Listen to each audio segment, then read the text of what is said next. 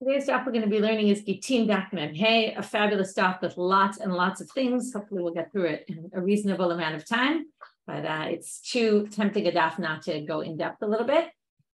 Today's daf is sponsored by the Hadron Women of Long Island in loving memory of Professor Jean Moshe Shram, Yochanan Moshe Ben Meir Velifka, beloved father and our friend and co-learner Dina Rabinovich. May our learning be a zchut for him. Tenishmatot Tzura B'tzvul Achim. We're going to get started now with finishing up the Eved topic. If you've had enough of Avadim, we're almost at the end here. We saw at the end of yesterday's daf that Rav Anan says, I heard two things from Shmuel, one about someone who sells their slave to an owner outside of Israel. Again, if you're living in Israel and you sell your slave to someone outside of Israel, you're basically depriving the Eved of continuing to keep the mitzvot that are dependent on the land of Israel. And therefore the Eved goes free. So and then the second was someone who sells their field in the Shemitah year, in the Yovel year, the Jubilee year, it goes immediately back to it. Since it goes back to the owner, the sale is actually not a valid sale. Okay, whereas Rav said it actually is a valid sale, but you have to give back the land. Shmuel said it's not a valid sale at all. So we heard that in one of them, Shmuel changed his mind, in one of them, the money goes back, and in the other one, the money doesn't go back. The money's lost. So the question is, he didn't know in which one. Okay, it's the money, again, you sell your Eved, and then he goes free. So the question is, well, then, do you get your money back, the one who bought him, or not? And when you sold your land in the Jubilee year, and the land went right back to you, does the person who bought the land, does he get his money back or not? So in one of them, he does, and the other, it doesn't. Let's start again from the end, because I think I didn't explain something clearly enough. Amar Rabbi Yosef, 3 lines from the bottom. I'll help you figure out which one. Nechze'ana, midetani bebraita. He says the best way to prove Shmuel is to bring a braita. It must be Shmuel held like the braita. And the braita says, hamocher abdo lechutz laaretz, yatsa lechevut, v'tzarich get shechor mirabo sheni. That's the key part. Who has to, in the end, we all know that he goes free, but it says in this braita that who frees him, who gives him the star shechor, because just, it's one thing, you're supposed to be free, but the master is supposed to give you an emancipation document, the second owner. Now, what does that mean? It means that he acquired him fair and square. It means he's his. The money doesn't go back. And that's why if the money went back, then it wouldn't be a sale at all. And then we would say, oh, the first master is really still the master. He should free him. Shma mina kanya rabosheni v'lo hadresini. So from here, you see he acquired it and the sale doesn't return. The money doesn't go back. And then when Shmuel said by the Jubilee year, if I sell it in the Jubilee year, then meaning the sale is not a sale, and that means the money goes back. It was as if no money changed hands. So now they're going to try to figure out why wasn't this obvious to Rav Anan? Because first of all, it sounds pretty clear that when you say that Eina mechura kol ikal, it wasn't sold at all, it sounds kind of clear that it wasn't sold at all. And also there's a braita that clearly proved that that in the other case, the ma'ot stay where they are. So number one, Rav Anan braita lo shmi'alei. He just never heard of this braita, right? We know the braita were transmitted orally. Could make sense that he just never heard of the braita. V'imi de Shmuel, if you just went by what Shmuel said about it's not sold at all, mimai de eina mechura ma'ot choslein. Why would you necessarily assume that it means it's not sold and the money goes back? Dilma eina mechura ma'ot matananinu. Maybe there is no sale, and therefore the money that you gave for the land, let's say you bought my property from me in the Jubilee year, you knew it wasn't going to be a sale, but what'd you do? You were giving me money as a gift. You just kind of couched it and I'm buying your land, but really it was just a gift. Now, why would we even think to say that that's what Shmuel meant? Because again, it's not what Shmuel meant, but we're suggesting that the reason why Rav Anan, it wasn't clear to him that the money goes back was because maybe you could interpret it this way, and he has a precedent for this. Because somebody betroths his sister. Now, betrothing a sister, obviously everybody knows you can't betroth your sister. So if you betroth your sister and gave her money or something worth money, like a ring, what happens to that money? Machloket Rav and Shmuel. So the Itmar, Rav Amar ma'ot chazrin. Rav says the money goes back. It was a useless act. He gets his money back. Ushmuel Amar ma'ot matana. Shmuel says we view what he gave her as a gift because he knows he's not betrothing her. So he obviously just meant to give her a gift. So here we see Shmuel said that in a different case where it obviously doesn't work, and yet the money stays where it went. So maybe he would have meant the same thing here, and that's why he didn't know. In the end, Rabbi Yosef proves from the Braita that that's not the case. Okay, because if we know that one yes, one no, and one we know the money does go back, so then right, in the other one the money doesn't go back, and the other one obviously the money does go back. Amalei Abai Rabbi Yosef. Now Rabbi Yosef had explained based on this Braita, right, that what happens. It says here the second master needs to free the slave. So Abai says, Amalei Abai Rabbi Yosef. Now, who loses out in this deal? Let's say I sell you my slave. I'm living in Israel. You're living abroad. I sell you my slave. According to the Braita, you have to free the slave. And the way Rav Yosef just explained this, and you don't get your money back. Now, it's very unfair to you. What did you do wrong, right? I'm the one who sold the slave to you. You would think the way we learned this halacha, I sold the slave. My slave now goes free, right? I did something wrong to the slave goes free. It should be my responsibility, not your responsibility. So this is the big question. He says, "My chazit tekatzina lelokech niknese lemocher." Why don't we penalize me and basically say, right? I have to give you your money back. Why I gain here? I got money for my slave, and my slave ended up going free, and you got nothing. So why is that? So it's a great argument here, back and forth. Amalei lav achber haganav elachor haganav. If you have a mouse who steals my fruit, let's say, the mouse goes into a hole. Now, who's responsible? The hole is responsible because if the mouse stole the food and was scurrying about in my house and I could find the mouse, I would catch the mouse. A mouse wouldn't steal unless he knew he had a hole to crawl into to hide. So it's really the hole that's the problem. Likewise, if I want to sell my slave to someone abroad, but I can't find anyone to sell it to, so I won't do it. It's only because I found you who was willing to buy my slave that the sale happened. So it's your fault, because without you, there would be no sale. So of course you can argue the other side, which is what he says back to him. Abai says, Amalei, ilav achbara chora manale. What has the hole done wrong if there was no mouse? The mouse in the end was the one who started the action. He caused the whole thing to happen. The hole was just a hole, right? The buyer was just a buyer. I hadn't sold my slave, the buyer would never buy it. So you can't blame one more than the other. They're both equally to blame. As we say, it takes two to tango, right? There's no way we can blame one over the other, to which they answer. So then what's a different answer? The knas is on the one who the slave is found in their property. And at this point, you bought the property, you bought the Eved. So now the Eved's in your domain. So you're the one responsible to free him. Okay. And that's why it ends up being the burden is on you. Now we're going to have a story. This is a little bit different. Until now, we've been talking about I actively sold my slave to somebody outside of Israel and caused him to lose out on the mitzvot tliyot ba'aretz. Now we're going to talk about the opposite. I'm living abroad. Well, my slave ran away from America, let's say, and went to Israel, wanted to be living in Israel. Now, do I have a right as the master to demand the slave come back home? But if I do that, I'm basically preventing them from keeping these mitzvot that are dependent on the land. So, Azal Mari Abatre, there was a case where this happened to someone, their slave ran away to Israel, and the owner chased after him. Until the Kamei de Rabbi Ami, they got before Rabbi Ami's court in Israel. Comes the owner and says, I want my slave back. And the slave says, I want to live in Israel. It's a fascinating situation, right? Rabbi Ami turns to the owner and says, listen, you write him a shtar, meaning he'll pay you back for his value. You're not going to lose your value. That's not your fault that he wants to live in Israel. But fact is, you have to redeem him. So you have to free him. So you give him a get shipur, give him an emancipation document. He'll write you a document. These are two different documents. One is I free you, right, which then means he's Jewish and he can now be a full-fledged Jew.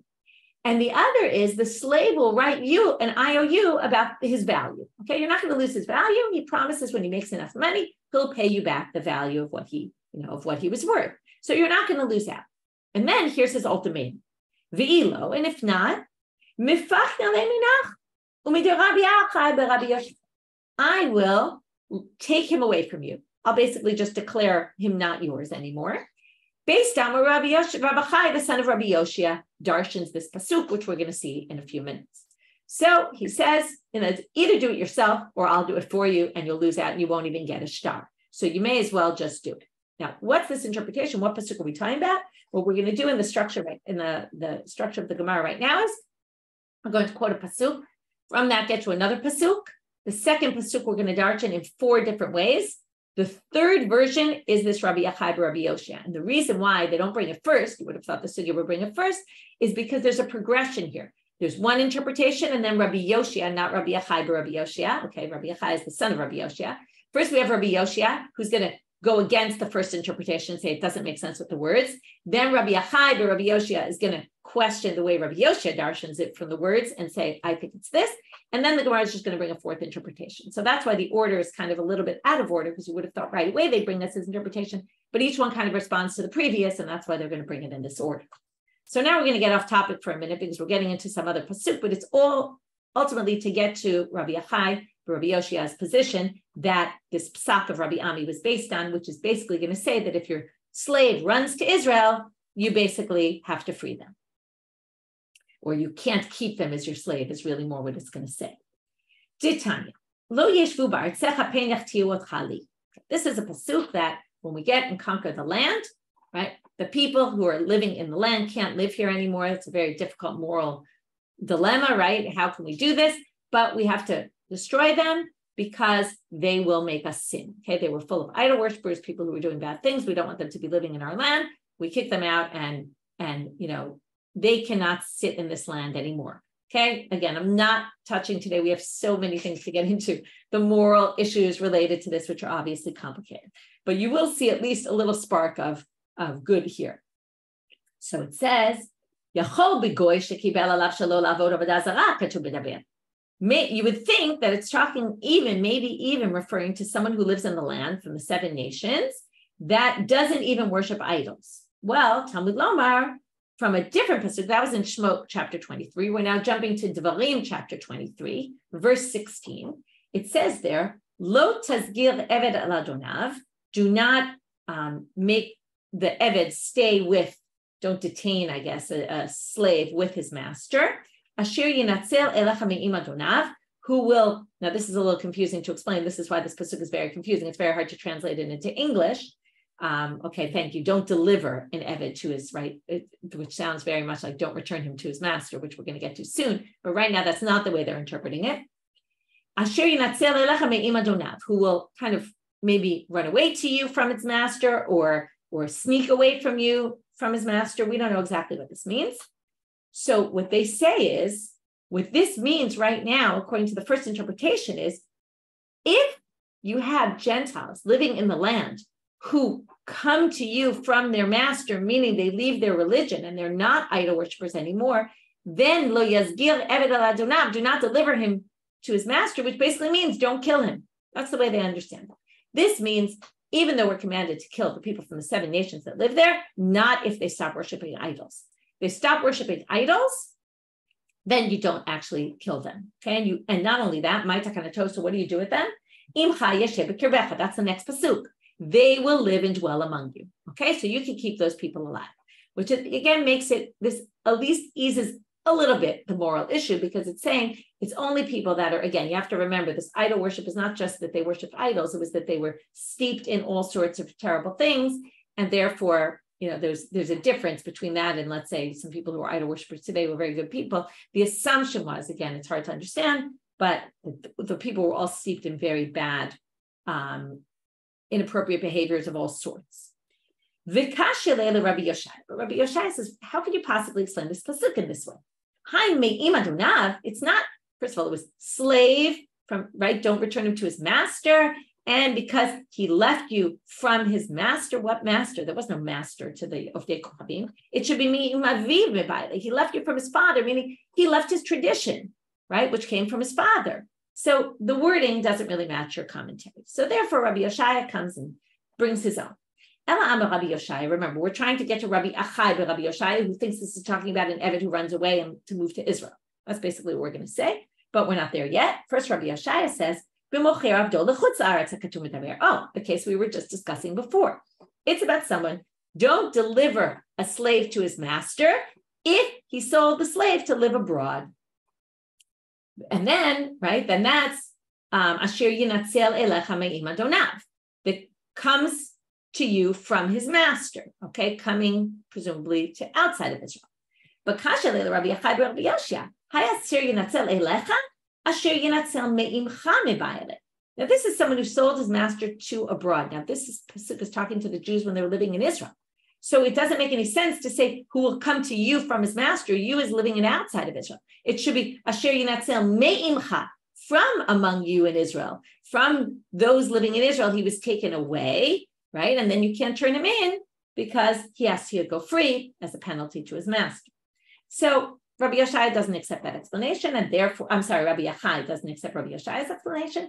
Ela amar Rabbi Yochai beRabbi Yoshia be'eved shebarach michutz la'aretz hakatuv medaber.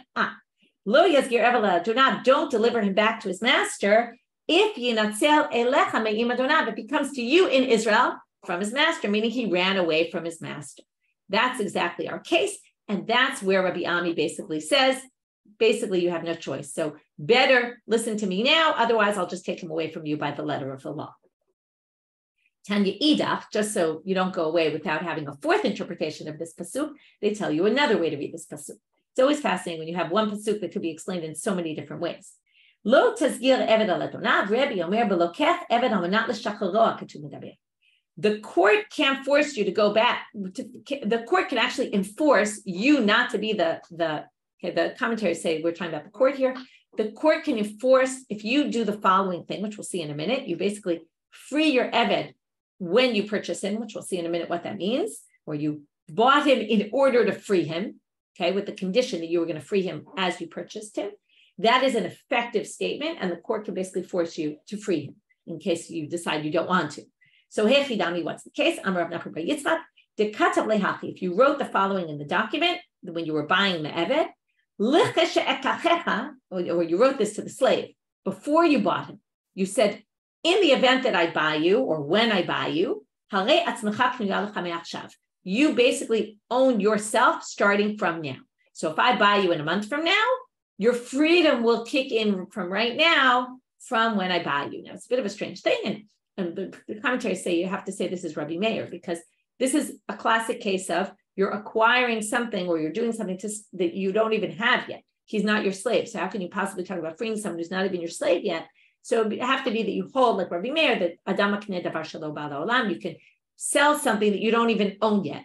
Okay, basically, so that's what he's doing, and that's effective according to this interpretation. That's what it means. Lo tazgir eved al adonav asher yinatzel elecha me'im adonav. The adon here is the same one, right? Don't deliver him to his master. He won't work for this master anymore because the master already nitzel, right? He kicked him out from being he already freed him, basically, even though he wasn't yet his master. Okay, so 4 interpretations of that pasuk. One was brought basically to prove this case of the slave who ran away. So we started with, again, just to clarify, we started with the case of someone who sells their slave. They're living in Israel. They sell their slave outside of Israel and they prevent them from doing the mitzvah. We said in the end, the second master loses out really because he doesn't get his money back and the slave has to go free. Again, we talked about this yesterday. It's all a deterrent to get people not to do this. The second thing is that what if the eved goes the other direction? You're living abroad and he decides I want to live in Israel. Well, you can't force him to come back and work for you. Okay? Rabbi Ami did rule at least you can get the value of the slave. You don't lose the value, but you lose the slave. Rav Chisda, we're going to have another story. Now, this story was a little bit different because he was living in Babylonia and his slave goes to a different city in Babylonia. He runs away. Shalach lehu, he sends to them, Hadru Aniale, he sends to the people in the city, bring him back to them. Shalchule, they said back to him, Lo tasgir eved al adonav. What do you mean? We're not allowed to return slaves to their owners. So now this is in parentheses, but I'm going to read it anyway because I think it's interesting and it's unclear whether we read this or not. But Shalach lehu, he sends back to them. He quotes the pasuk about returning lost items. He says, this is my slave. He's lost. He's basically mine. Return him to me. And they send back to him, same line. Shalchule, haktiv, lo tazgir eved al adonav. But I understand you're ignoring this pasuk that we're not allowed to return slaves to their masters if they run away. Shalach lehu, he says to them, you misunderstood that pasuk entirely. That's only a slave that runs to Israel. It's all to do with because he can't keep the mitzvot now. You're going to prevent him from keeping mitzvot. He wants to live in Israel. You can't deter him, right? This is a big, showing the importance of the mitzvah of living in Israel. And he says, and if you don't believe me, right, it's like the interpretation of Rabbi Yochai Rabbi Yoshi. So now the Gemara, which again says, right, if the Eved runs away to Israel, you can't return him. But this Eved ran from a city in Babylonia to a city in Babylonia. What's the connection? Why won't you return him to me? So now the Gemara says, he could have sent any one of the four interpretations, because notice the interpretation they gave is not any one of the four that we saw. So clearly they have it wrong, and he could have quoted them, any of them. Why did he specifically quote that one? To which they say, Mishum Demashmalahu cried, because the pasuk, the simple reading seems to really match his more. You also could have had a much simpler explanation, which is, it was obviously his commentary that they were confused about, because he's the only one who said it was about a slave running away. For whatever reason, the Gemara doesn't answer that, but it's another good answer. Now, because we talked about this place, Beit Kutai, we have another story, and because we kind of mentioned lost items, so the story is a total non sequitur, but we're going to read it anyway. Abai Irkas Lechamra, he lost a donkey, Beit Kutai, in Beit Kutai. Shalachli, we sent to them Shadru Ali. So it's a similar type story. Something, right, his donkey runs away, kind of like the slave ran away. He says, bring it back to me. Shalchule, Shalach Simana. They said, well, give us a sign, something identifying so we know this is yours. Shalach lehu chivara krese. His belly is white. Shalchule, ilav de Nachmaniat. If you weren't Nachmani, Abai was the son of Nachmani, and you have a good reputation, we wouldn't have returned this donkey to you. Almost all donkeys have white bellies. That's not really an identifying mark, but in any case, they sent the donkey back. Okay, new Mishnah, fascinating topic. Recommended that you listen to Geffen on this. I'll summarize some of the main points, but you really should listen because it's a fascinating topic. We're now talking about redeeming captives, and it's a fascinating topic because it's been relevant for generations upon generations since this Mishnah came about, and even probably before. Unfortunately, it's a situation where people take captives and they know that people want to pay a lot of money for them, so then they get a lot of money for them, and that creates lots of problems because it just encourages people to take captives more, and it puts a huge burden on the community in having to pay people out of captivity. So the Mishnah very simply says, so you cannot pay a high ransom, basically more than their value. Okay, so now this is a huge question. What does it mean, more than their value? So, right, more than the value could be more than the value of a person in the shuk. What would it, right? They always talk about value of a person is the value of what you would go for in the shuk. Now that's not so high, right? And most ransoms are way higher than that. And we've, there's situations all the time that go on where we redeem people, for way more than their value. And how do we do this? So the Radbaz has the biggest heter here, even though we're going to see a whole bunch of others. The Radbaz says it's more than what they generally, it's not more than their value in the shuk, let's say, what they would go for if they were a slave. It's more, what is their value that people pay ransom for in the Gentile world? In other words, what do they, when they take other captives, they kidnap other people, are they kidnapping them, right? And what are they selling them for, right? Nowadays, they sell for anyone who takes someone for ransom can sell for a huge amount of money. So we just can't pay more than them, it's already very high. So that already is a huge heter to allow all sorts of cases like this of redeeming kidnapped people for a lot of money, as long as it's not more. Why more is a problem? Because if it's more, then they'll say, oh, well, let's take Jewish captives as opposed to, right, let's kidnap Jews rather than other people because they pay more money. So we just have to not pay more than what people are generally paying for ransoms, which is already very high. So now, we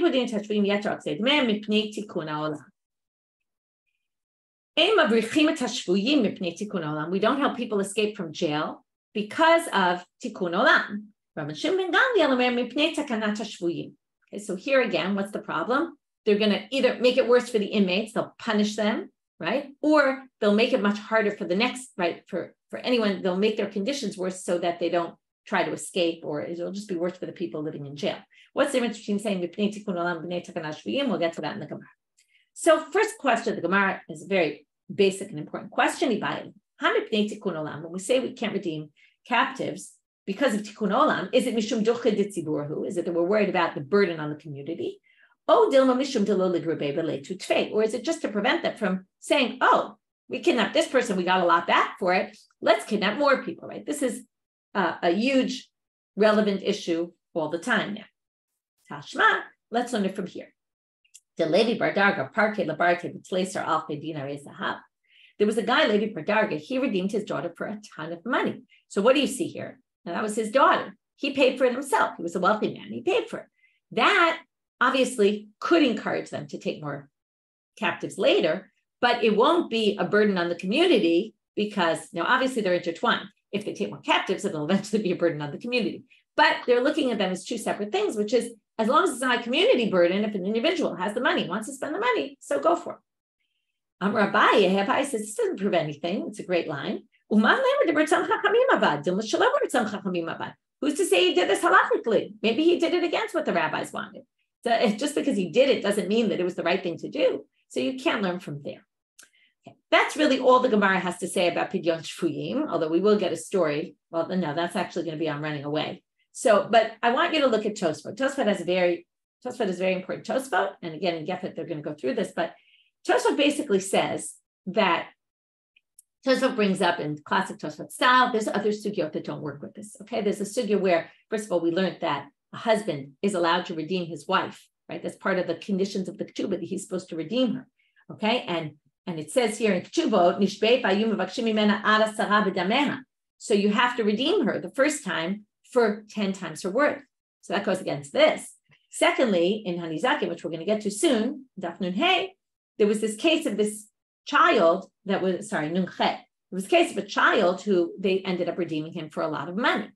So they have to try to reconcile these issues. Tosfot offers some suggestions that if it's your wife, it's your ishto kigufo, she's like yourself, and your own, this is just don't redeem other people, but your own self you could redeem for whatever amount of money you want. That's yourself. That's something different. What about this child? Well, the child was very smart, so maybe because of his potential. And then some people say all Talmidei Chachamim can be redeemed, okay, which leads us to some famous Talmidei Chachamim that were in captivity, like the Maharami Rubenberg, who insisted on not being free because of this halacha. He didn't want the ramifications, even though he was a Talmid Chacham. Theoretically, according to some of the commentaries, that would have been a good enough reason. They ended up, someone redeemed him later, if I remember the details correctly, like 14 years after his death, they redeemed his body. They paid a lot of money for it, which was interesting because he said not to, and in the end they did. Rav Hutner also was taken hostage. So there were all these situations. So, and yes, he died while he was in captivity, so they eventually took his body. Then the second option is that in time of war, it could be all this is irrelevant, because in time of war, they're taking captives anyway. It's not going to matter if we pay a lot of money or don't pay a lot of money. And then that, right, they say this child was in a time of war. It's another possibility. And then time of war, all this goes out the window, which is also very interesting. So there's all sorts of things to be said about this, and all sorts of what really happens is there's the interplay between the reality, which is people were being taken in captivity and people did not want to leave these people in captivity, and they would do anything they could to get them out, and try to reconcile that with the halacha. And in addition, there's contradictory sugyot to begin with. So after, that's kind of what motivates both the fact that there's contradictory sugyot and therefore what to rely on to permit it, and the need to kind of permit this, because we don't want to, who wants to leave their child, their, community member as a captive in, a horrible regime or something. So anyway, the whole situation is understandable why this kind of develops a little bit differently than the simple reading of the sugya. But again, all the heterim come from within the sugya, and that's why it's so interesting. So Gefet has a really good analysis of the different opinions and how the rabbis kind of grapple with it. Okay, so here you can't help people escape because of tikkun ha'olam. So my benai, what's the difference? Okay, one is where there's only one person there, then you're not worried about takanat shvuyim. Takanat shvuyim is what they're going to do to all the other inmates. But if there are no other inmates, it's just you don't have to worry about that. But if you say mipnei tikkun olam, then you're worried about future. You're kind of worried about what this might cost in the future. I have a personal story that connects with this, which is I only found out a number of years ago when I was visiting in Berlin and went to Sachsenhausen. My grandfather had been there, which I also only found out when I was in Berlin, and he was killed there. And not my grandfather, my great-grandfather. And he was killed there. And the story, what happened was he was killed. I knew around the date he was killed. And while we were there, I was listening to the audio guide, and they talked about that there was someone in Berlin who had tried to maybe shoot at Nazis, something. I forgot exactly what the details were, but he did something. And in response, they killed 150 inmates in Sachsenhausen. And like that had happened in Berlin. And the reaction was, we're going to kill people. And that was how he died. So it's exactly that, and then you question, well, was it right what he did or not right what he did, right? Was it okay to sacrifice lives of other people, or was it not okay? And it's a huge, back and forth. Obviously, in that situation, it could be they would have been killed another time, and the fact that although it wasn't really a death camp, which was why it was particularly, noted that was exactly why these people were killed, because it wasn't really known as a death camp, certainly at that point. So anyway, it's an interesting story that I immediately connected when I read this. Okay, now we have a crazy story, one of those crazy stories. We don't have enough time today to analyze it, so I'll kind of just read through it and leave you with your own thoughts. They were mixing in a big cauldron with their hands, okay, boiling something, and nothing happened to them. So Kasha Rav Elish, okay, Rav Elish said, K'tiv, I don't understand. So the assumption was that they had some special unique powers because they were amazing, they were righteous women. Okay, because of that, they could stir this pot with their hands without their hands burning. But Rav Elish said, I'm a little bit suspect of them. Right, a 1 in 1,000 guy I found, but I've never found a woman like that. Okay, very anti-women pasuk. Okay, saying there are no good women out there in the world. Now, you say he was very suspect of these women. You're going to see in the end that he was right about his suspicion. So it could be, it wasn't just that he was suspect of women in general, but these women kind of something he could tell was a little bit not right about. So they said to him, Ha'ika binte Rav Nachman, right? And now that's what do you mean? He said, he said to himself, I don't understand. There's this pasuk that says there's no great women out there. And then I see the daughters of Rav Nachman, they seem to be great. Something doesn't check. Well, because he was so confused about this, so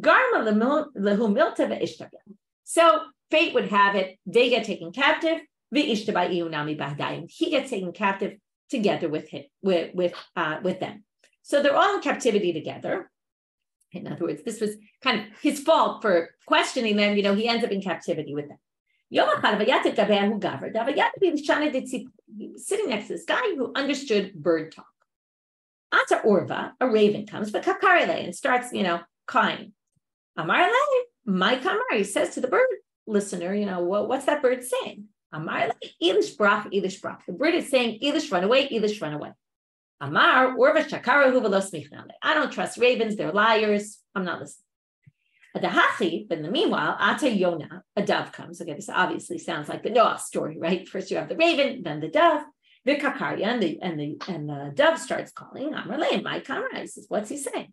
Amrle, Elish brach, Elish brach. Elish, run away. Amar, he says, well, now I'm going to listen because Knesset Yisrael ke Yona mitila. The Jewish people are compared to a dove. Shema mina midrachash linisa. I'm going to assume from here a miracle will happen. I'll be able to escape. Amar, but before he escapes, he says, Ezel echse binte de Rav Nachman. Let me go check out the daughters of Rav Nachman. If they're really as good as people say they are, or as they seem, I will take them with me. Amar, so how does he figure out if they're good or not? He says, all the secrets the women have, they speak to each other in the bathroom. That's where I'm going to hear their secrets. So he goes to the bathroom, Sham'inu, and he eavesdrops on their conversation in the bathroom. There's all these sources about not talking in the bathroom, and there's all sorts of reasons why. Is it just Hebrew? Is it anything? It's all sorts of things. Maybe this is another reason to add to it. He listens to what they're saying. And what do they say? The people who took us into captivity, they're our husbands, and we also have our husbands back home. Why don't we tell the captors took us into captivity that they should take us to some other place, so that our husbands don't come and redeem us, because we'd rather be with our captors. So it's obvious they're married women, and yet they're sleeping around with their captors, and they even want to be sleeping with them. So obviously these women are no goodniks. So come Arak, he goes and he runs away without them. Somehow, Ata Iu Vahu Gavra, the other guy, the bird talker, the one who understood bird language, seems to come with him. But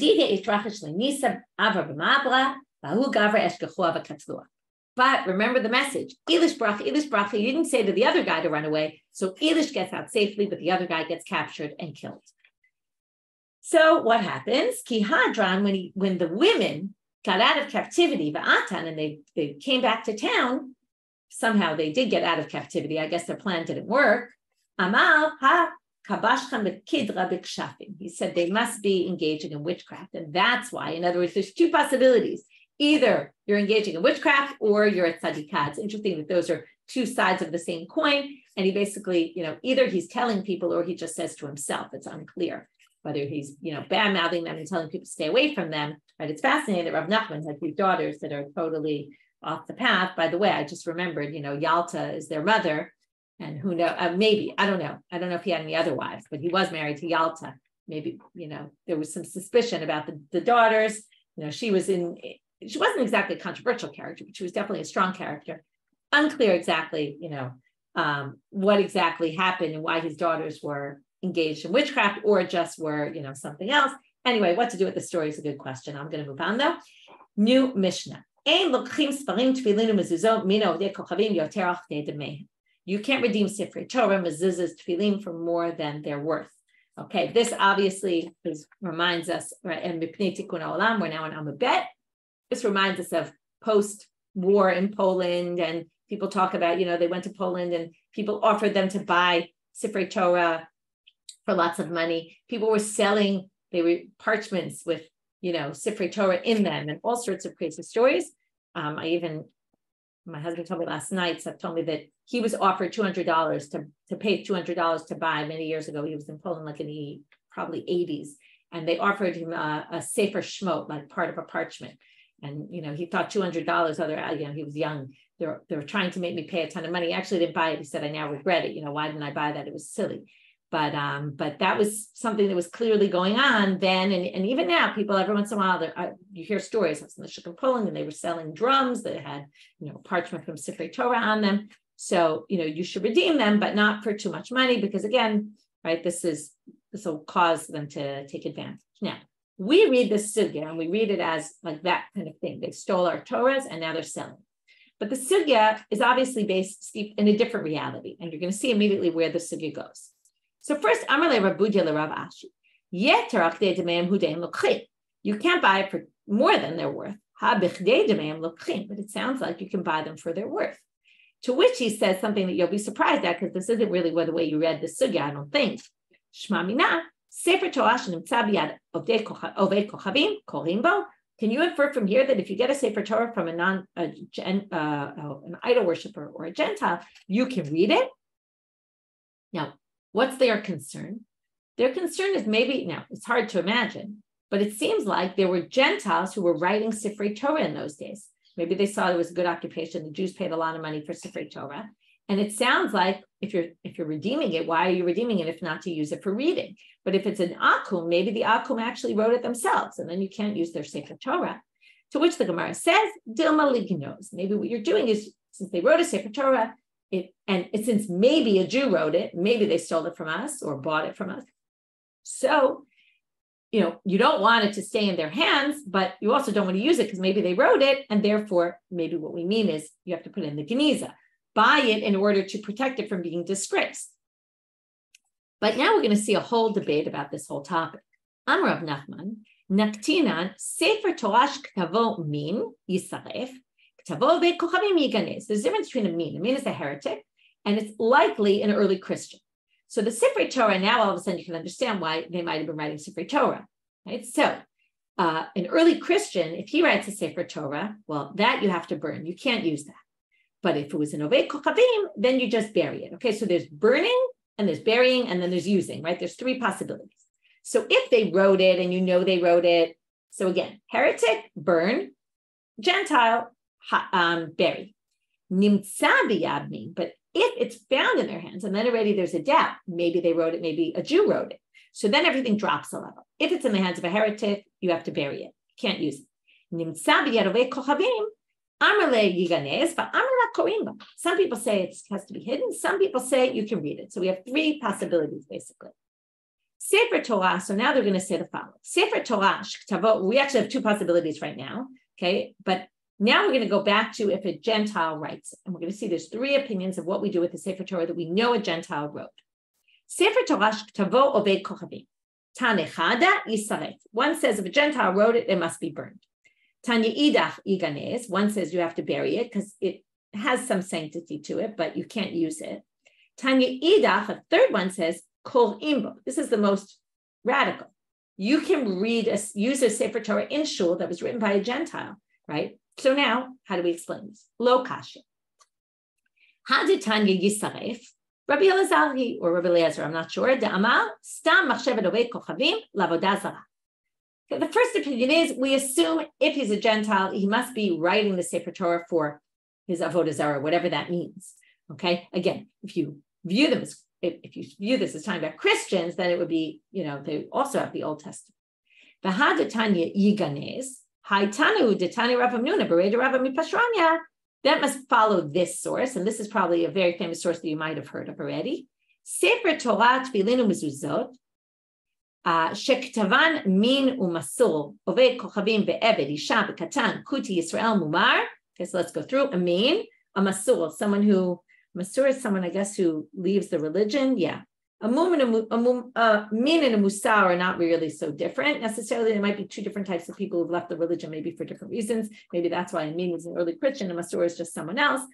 Oved kochavim, a Gentile, an eved, a slave, a Canaanite slave, a woman, a minor, a kuti, a Yisrael, mumar, that's also another Jew who left the religion. What the difference between all these is a good question.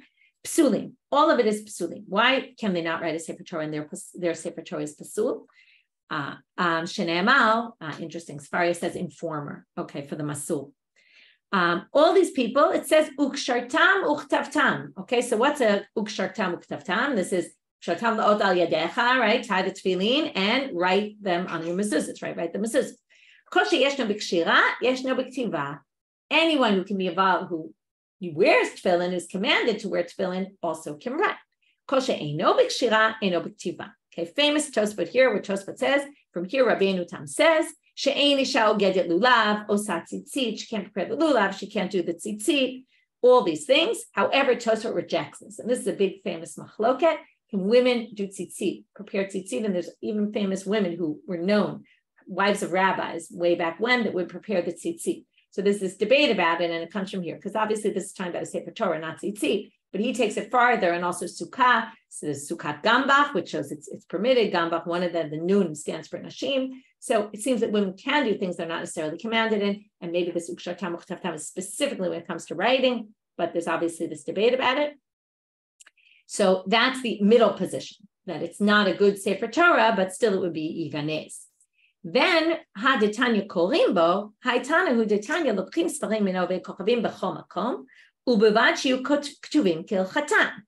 first part of this Braita says you can buy Sifrei Torah from Gentiles anywhere as long as they're written according to the halakha. There was a case of a Gentile in Sidon. When he permitted people to buy from him. He was a sofer who was a Gentile, crazy to think. But he apparently made a whole business out of this, right? It's not so crazy to think about. And I know some people are saying, what's the reality of this? But it's not so crazy. It's an occupation, and it's a nicely paid occupation, and it's convenient. It's not hard labor, and people could have learned how to be a scribe. And again, not everybody agrees that you can buy them, but some people do say you can. To which they question Rashbag. Wait a minute. Rashbag, ibud lishma bayit, tivad lishma lo bayit. He requires the parchment to be done lishma. Now, what is lishma? Lishma means you did it l'shem, right? God. Now, a Gentile doesn't believe in God. He can't really do lishma.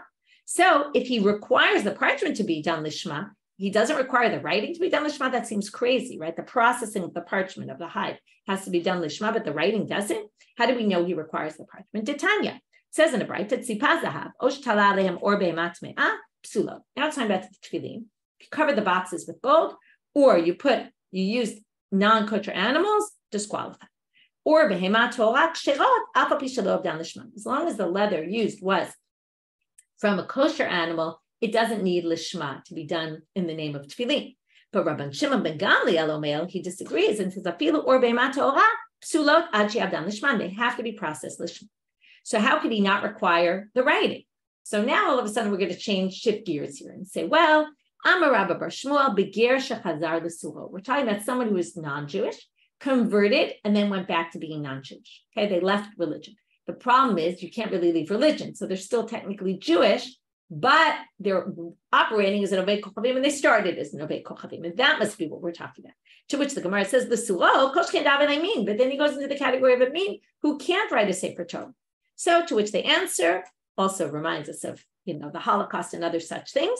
Amar Rav Ashi shechozer l'suo mishum yirah. He converted to Judaism, but then was scared of the Gentiles around that were hating the Jews, and therefore stopped being a Jew, but only because he was scared, not because he really stopped believing. And then he somehow, I don't know how he does this if he's scared, but he somehow writes a Sefer Torah. You can actually use it according to Rashbag, because you can assume it's Lishma because he is Jewish. Okay, and that's how we deal with that issue. Tanu Rabbanan, another bright. Now they add, by the way, you can add a little bit more money. How much more money? A trapik, which is a coin, my trapik, Amar Rav Sheshet Istara, it's another coin.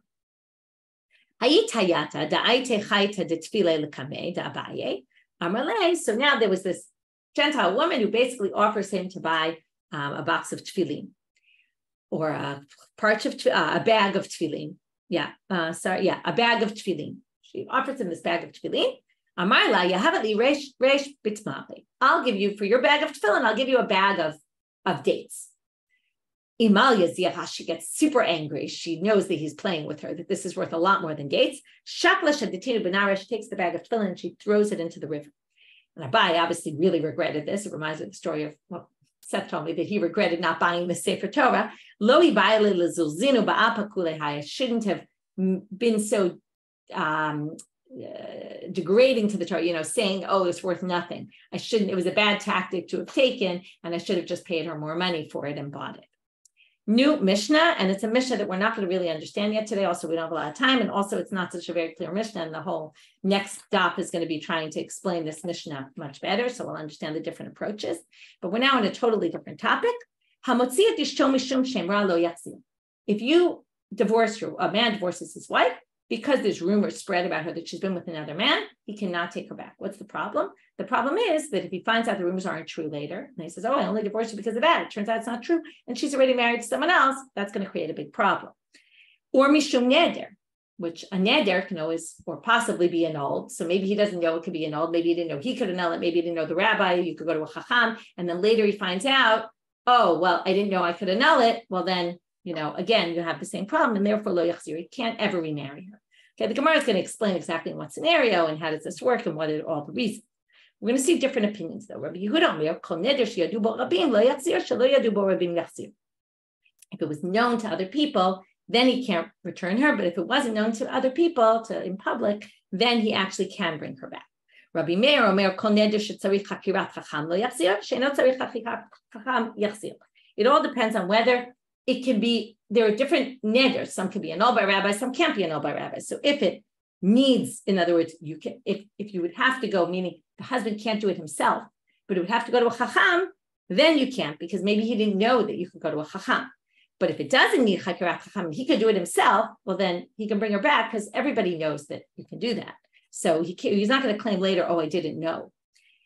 Amar Rabbi Elazar, lo asru zeh ela mipnei zeh. He disagrees entirely with Rabbi Meir and says, no, it's more problematic, the annulling part, and the going to the chacham is less problematic. Again, we're going to wait till the Gemara to explain what the difference is. Amar Rabbi Yossi, Rabbi Yehuda Ma'asevitzin, this seems like a total like totally something else, and the Gemara is going to have to explain how does this get here. Ma'asevit Sidon, be'echad she'amar li'ishto, one said to his wife, konam imeni megarshech. He takes a vow. This is different. She was taking a vow before. He takes a vow. I vow this will be forbidden to me if I don't divorce you. Vigershan, then he divorced her. And then the rabbis let him remarry her because of tikkun olam. We don't really know what this means yet, so we'll wait till the Gemara to get there. We'll stop here and pick up on all that and explain that all much better in tomorrow's stuff. Wishing everybody Shabbat Shalom. We don't really have too much time to review, but I think you got the main ideas here about, we finished up with the Avadim, really talking about the main topic there was an Eved that runs away to Israel. We got to the Pidyon Shvuyim and all the issues there. Helping people escape from jail is also difficult. We have the story of the daughters of Nachman. We went to the Sefer Torah Mezuzah and all that. And then we had a whole debate about can we use a Sefer Torah that a Gentile wrote? What are we supposed to do with one the heretic wrote with the Gentile? If they wrote it, what if we find it by them, right? Where it's already, chances are maybe they wrote it or maybe they didn't. Then it already changes things a little bit. And then we ended with this Mishnah, which was kind of confusing about Motzi Ishto Mishum all these reasons he can't bring her back and under what conditions and what are the different maflokot, and that we'll get to in tomorrow's daf. Wishing everybody a Shabbat Shalom.